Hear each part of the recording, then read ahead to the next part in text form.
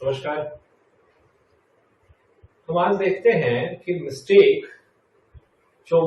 As to fact of the subject matter जो कि धारा 20 में दिया गया था उसको देख चुके हैं। अब देखते हैं मिस्टेक एज टू लॉ, जो कि हमारे संविधान अधिनियम की धारा 21 में दिया गया है कि यदि दोनों पक्षकार विधि के संबंध में किसी मिस्टेक पे हैं और वो एग्रीमेंट कर रहे हैं तो ऐसे एग्रीमेंट का क्या प्रभाव होगा। तो धारा 21 को हम देखते हैं। धारा 21 में कहा गया है, a contract is not voidable because it was caused by mistake as to any law in force in India। देखिए, यहां पे पहली बात आती है कि लॉ के टाइप्स को इसमें बात कर दी गई। तो अभी हम देखें, मिस्टेक एज टू लॉ पहली बात कही गई है नॉट voidable। ध्यान दीजिएगा, कहा गया है इट इज नॉट voidable। लेकिन इसके आगे जो लाइन जोड़ी गई है वो ये है कि about which law which is enforced in India. If there is a mistake related to law enforced in India, that agreement would not be void। Okay, यानी वो voidable भी नहीं होगा, void तो छोड़िए, voidable भी नहीं होगा, उसको इन्फोर्स कराया जाएगा। तो नॉट voidable कौन सा law? If the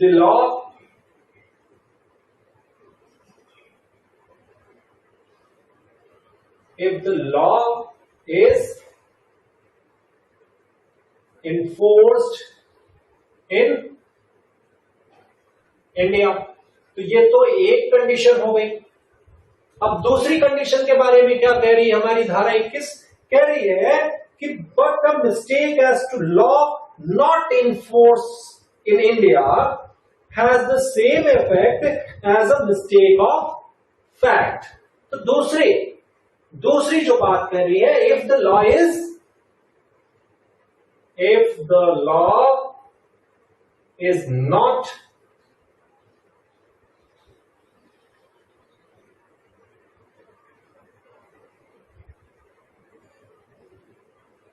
enforced in India,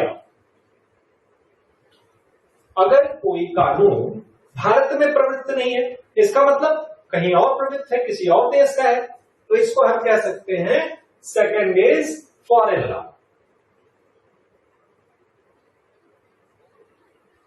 अगर कोई एग्रीमेंट कर रहे हैं और उस एग्रीमेंट में कोई विदेशी अवैदेशी विधि इन्वॉल्व हो रही है, फॉरेन लॉ इन्वॉल्व हो रहा है और उसमें दोनों पक्षकार गलती पे हैं, तो क्या होगा?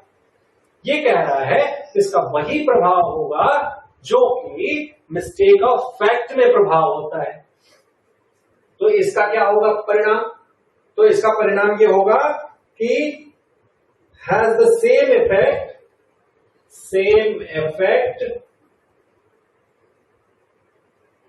As a mistake of fact.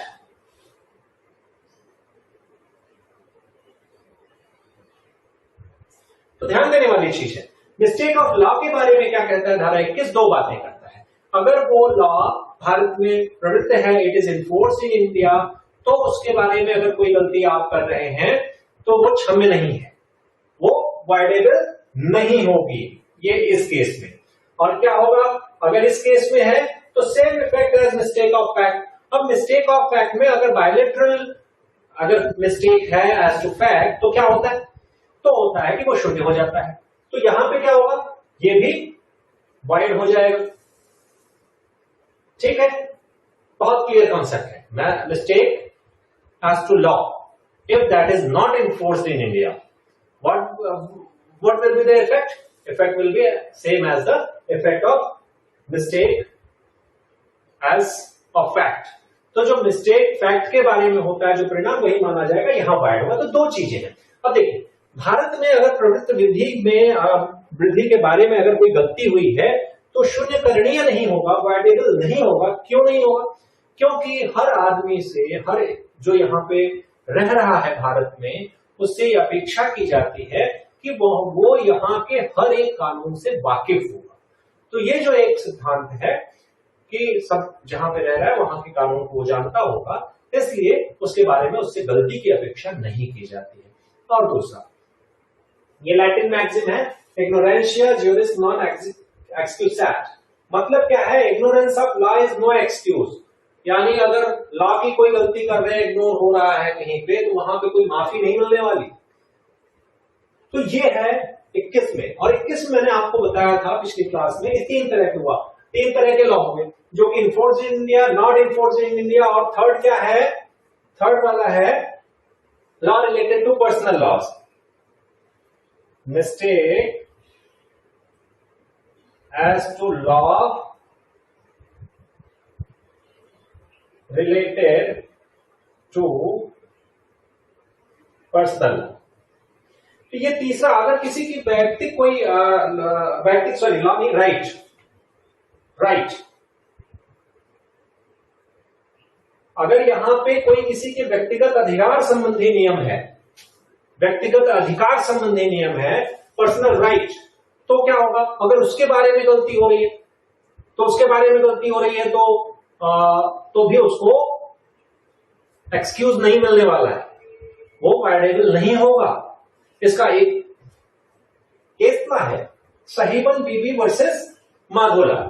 साहिबन Bibi versus Madholal का क्या मसला था कि एक महिला थी, वो अपने पति के प्रॉपर्टीज पे उसकी डेथ के बाद ऑक्यूपेंसी राइट्स उसके थे, लेकिन उसने पुनः शादी कर ली। अब जब पुनः शादी कर ली तो उसको लगा कि अब जो मेरी ऑक्यूपेंसी राइट थी, ठीक है, जो मेरी पुराने हस्बैंड के पहले हस्बैंड के प्रॉपर्टीज पे मेरी ऑक्यूपेंसी राइट्स थी, वो खत्म हो गई। अब देखिए, इसके पर्सनल राइट्स से रिलेटेड जो कानून था उसके बारे में उसने गलती कर दी। अब गलती कर दी, क्या कर दी कि मुझे पता ही नहीं कि मेरा राइट है या नहीं है, मेरा राइट है या नहीं है, ऐसा नियम क्या है। वो अब सोच लिया कि नहीं, there is no right of mine on that property, जो कि मेरे पहले पति की थी। अब उसने क्या किया, वो प्रॉपर्टी किसी जमींदार की ऑक्यूपेंसी में चली गई होगी, कोई उस पर कब्जा किया होगा, तो उसने सोचा अब इस जमींदार की प्रॉपर्टी हो गई है, और उस जमींदार से उसने पट्टा लिया उसी जमीन का जिसपे उसका ऑक्यूपेंसी राइट था अकॉर्डिंग टू लॉ। बाद में पता चला कि मेरा तो ऑक्यूपेंसी राइट था, मैंने बेकार में उनसे लिया, ये तो मेरी ही चीज थी। तो क्या होगा ऐसी स्थिति में? कोर्ट जाने पे कोर्ट ने कहा नहीं, अगर law related to personal right है और आपको नहीं है, आप गड़बड़ कहीं कर रहे हो अपनी जानकारी में, तो आपके लिए वो हम वाइडेबल नहीं करेंगे। तो यहां पे क्या हुआ? Not voidable. आप इसको इन्फोर्स कराइए, ठीक है, नॉट वाइडेबल। ये देखिए, इस तरह से धारा 21 हमारी यहां पे खत्म होती है। धारा 21 में हमने बात की law which is enforced in India, if the mistake is related to that, तो क्या होगा? Not voidable. अगर which law is not enforced in India, that is foreign law, and mistake is about that, तो क्या होगा? जो pact का होता है, जो बायलैटरल अगर मिस्टेक होता है, एज टू पैक्ट 0 होगा। अगर पर्सनल राइट का कोई लॉ है, वहां कुछ ऐसा हो रहा है, तो वहां माना जाएगा कि नॉट वाइडेबल है। आपको जानना चाहिए अपने आप। अब हम लोग देखते हैं धारा 22 क्या कहता है। धारा 22 में आपको याद होगा, पिछली बार मैंने बताया था कि धारा 22 is related to unilateral mistake. Unilateral mistake, ठीक है। तो यूनिलैटरल मिस्टेक में क्या है, पढ़ते हैं हम लोग। धारा 22 आप लिख सकते हैं, यूनिलैटरल मिस्टेक। इसमें क्या होगा? धारा 22 कहती है कि agreement is not violable merely because it was caused by one of the parties to it being under a mistake as to matter of fact। ठीक है, तो यहां क्या कहा जा रहा है कि यूनिलैटरल मिस्टेक जो है वो किसका हो? एज टू फैक्ट हो। किसी सब्जेक्ट मैटर के बारे में अगर कोई जो फैक्ट है उस fact of the subject matter अगर कोई मिस्टेक हो रहा है एक पक्ष द्वारा, ये कहा गया है contract caused by mistake of one party as to the matter of fact. तो यहां क्या होगा, यहां समझने की बात है कि पहली लाइन में ये कह रहा है कि इसका रिजल्ट क्या होगा, ये होगा नॉट वॉयडेबल। ठीक है, यही नहीं कह रहा है, नॉट वॉयडेबल। केवल इसलिए ये नहीं वॉयडेबल दे दिया जाएगा क्योंकि एक पक्षकार ने गलती की है, सिर्फ इस आधार पे इसको नहीं हम दे सकते हैं। और वो मिस्टेक ऑफ फैक्ट के बारे में होना चाहिए, वो तो हम देख ही रहे हैं। अब इसमें क्या है, हम उदाहरण लें कि जैसे क्या, जैसे एक केस है Ekam Angal Singh versus union of India. Ekam Angal Singh versus union of India के मामले में इसको शॉर्ट में ए सिंह लिखेंगे, ए सिंह। इसमें क्या था, गवर्नमेंट सरकार, जैसा कि भारतीय संघ की इधर है ना, भारत संघ, यूनियन ऑफ इंडिया सरकार एक पार्टी थी। इससे पता लगता है कि सरकार एक फिशरी का पॉन्ड रहा होगा, उसकी ऑक्शन कर रही थी और that auction was only for 1 year और 24,000 रुपए लग रहे थे उसमें।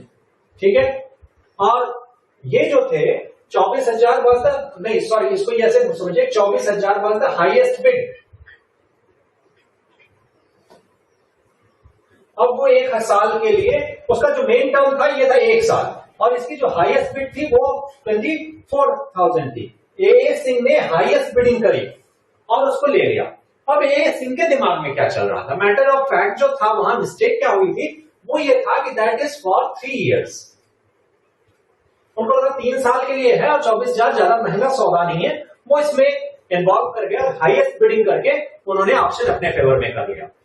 बाद में उनको पता लगा कि वो मिस्टेक ऑफ फैक्ट में थे, ऐसी गलती उन्होंने की कि 1 साल को 3 साल समझ के किया तो नुकसान उनका है। उन्होंने कहा नहीं, मैं इसको विड्रॉ करना चाहता हूं, इसको शून्यकरण किया जाए क्योंकि मैं भूल में था, मेरे पक्ष से इसको शून्यकरण किया जाए, वॉयडेबल किया जाए। लेकिन कोर्ट ने कहा ना, as a matter of fact you are only the party who is in mistake, so it cannot be declared voidable। तो ये मामला था, एक पक्षकार तथ्य की भूल से संबंधित गलती पे है। ऐसे ही एक दूसरा केस आता है, Haji Abdul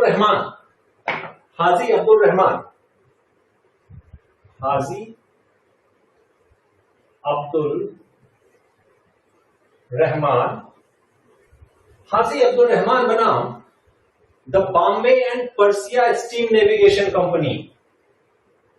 the Bombay and Persia steam navigation company. ये महाराज हज करने के लिए गए थे, फैक्ट जो था, ये हज करने गए और इन्होंने सोचा अब हमको वापस चलना है इस जहाज से जो कि ये कंपनी ले जाएगी, और हज के 15 दिन बाद हम निकलेंगे यहां से, और उस दिन तारीख पड़ेगी 10 अगस्त।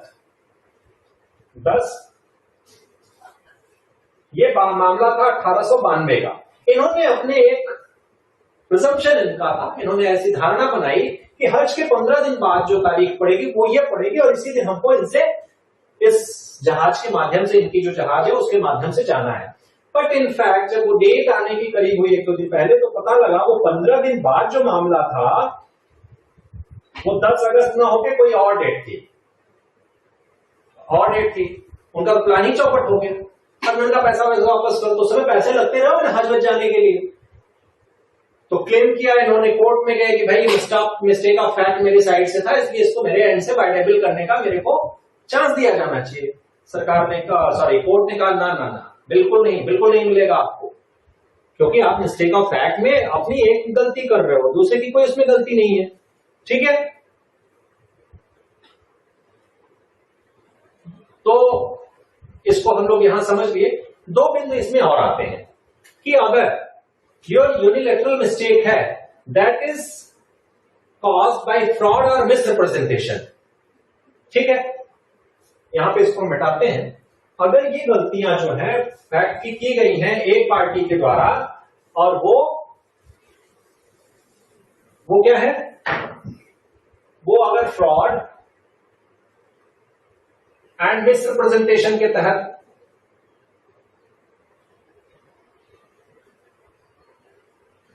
मिसरिप्रेजेंटेशन में अगर ये मिस्टेक एक पार्टी की हो रही है, unilateral mistake as to fact under fraud and misrepresentation, तो क्या होगा, तो यहां पे इनको चांस दिया जा सकता है। वैसे तो ये नॉट वॉइडेबल है, ध्यान दीजिएगा, नॉट वॉइडेबल, लेकिन यहां पे इसको कहा जाएगा ठीक है, आप चूंकि आपके जो इसमें इन्वॉल्वमेंट हुआ है, कंसेप्ट जो थी आपकी फ्रॉड और मिसरिप्रेजेंटेशन के तहत हुई है, तो आपके एंड पे ये वॉइडेबल होगा। एक पॉइंट। दूसरा पॉइंट क्या होगा इसमें, दूसरा पॉइंट ये होगा कि अगर नेचर और character of the written document, ठीक है, क्या होगा, दो चीजें, identity of person, identity of person या आइडेंटिटी ऑफ पर्सन या नेचर ऑफ रिटन डॉक्यूमेंट,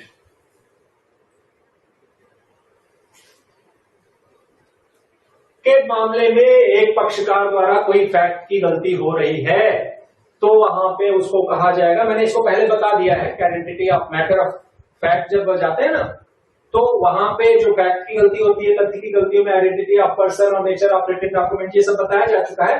अगर ये पक्षकार द्वारा इसमें कोई गलती हो रही है तो इसको वॉइड कराया जा सकेगा, क्योंकि उसने साइन अगर कोई किया डीड और उसको लग रहा है कि ये हमारा पावर ऑफ अटॉर्नी मैं अपने एजेंट को दे रहा हूं, एजेंट ने इस रिप्रेजेंटेशन में साइन करवा लिया कि ये पावर ऑफ अटॉर्नी है, जबकि उसने अपने फेवर में गिफ्ट डीड करा दी थी, तो ऐसी स्थिति में तो इसको साम्य की मांग है ना, न्याय की मांग है कि उसको वॉइड कराने का चांस मिल जाएगा, तो वो शून्य होगा, वहां वॉइडेबल होगा, यहां वॉइड हो जाएगा, वॉइडेबल कराने का चांस नहीं मिलेगा, वॉइड होगा पूरी तरह। ठीक है, तो धारा 21 और 22 इस तरह से पूरी होती है। अगला हम वॉइड एग्रीमेंट्स पे बात करें।